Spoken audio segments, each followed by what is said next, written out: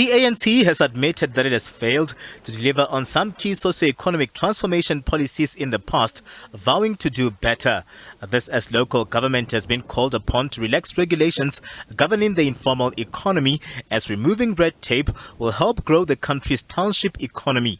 This has been described as long overdue by a hub of township and informal businesses that have called for action.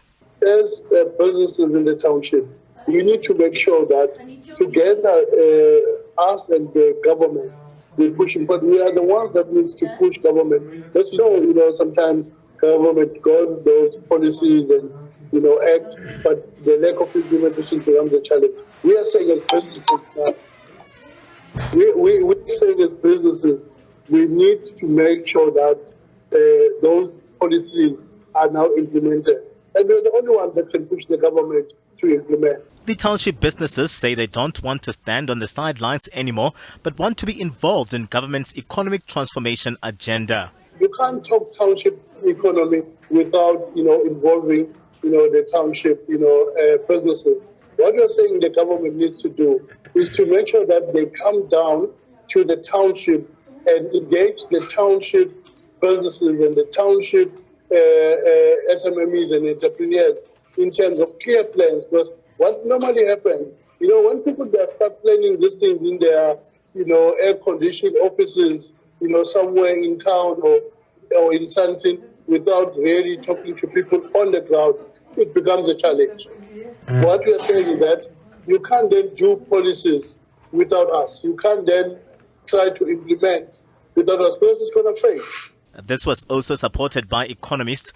They say the informal economy has the potential to transform the country's fiscus. We need to see how people are taken along where they are, rather than expected to, for instance, travel to Midrand in order to put in an application. The informal economy is everywhere and it's doing well. If we want it to thrive, we need to be embracing it on terms that actually see the needs that exist and meet those. With commitments coming from the ANC around efforts to do away with load shedding, a Fryer says this must be done urgently to help protect struggling businesses and households. More and more people face losing their jobs, face losing their businesses because of the energy crisis around the lack of electricity. Now that is listed as one of the priority areas for 2023 to deal with it.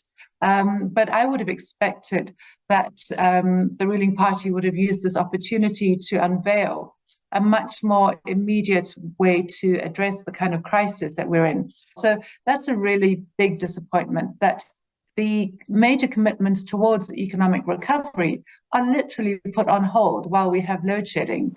The party says key economic resolutions will be taken to government for implementation, this within 5 years, but that may be a little too late, as economic sectors and township businesses want to see immediate change that will safeguard struggling businesses and livelihoods.